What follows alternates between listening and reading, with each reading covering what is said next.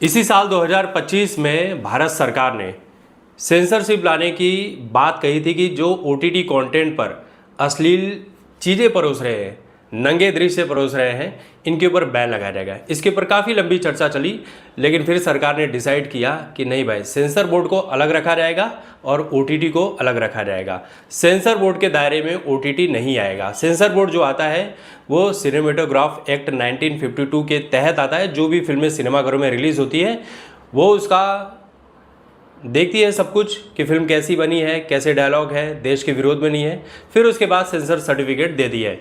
लेकिन OTT को लेकर ऐसा कुछ नहीं था। फिर भी साल 2021 में कुछ तो IT रेगुलेशन एक्ट लाया गया था। उसके तहत 3 चीज़ों पर चर्चा की गई कि इसे एज वाइज कैटेगरी में डाला जाएगा, कि कैटेगराइज किया जाएगा, जो भी किया जाएगा।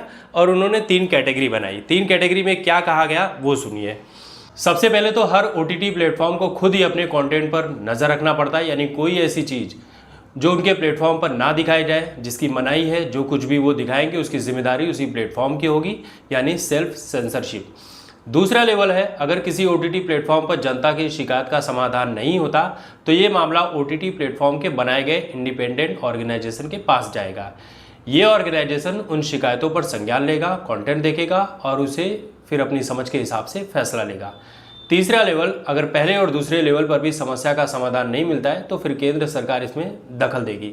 ये अंतिम लेवल है जहां नेशनल लेवल पर मामलों की देख और सुलझाया जाता है। इस दौरान सरकार जो भी फैसला लेती है उसे OTT प्लेटफॉर्म्स को मानना ही होता है। तो यानी सीधे सीधे तौर पर भारत सरकार ने ये कह दिया है कि भाई सेंसर बोर्ड के अधीन नहीं आएगा OTT प्लेटफॉर्म।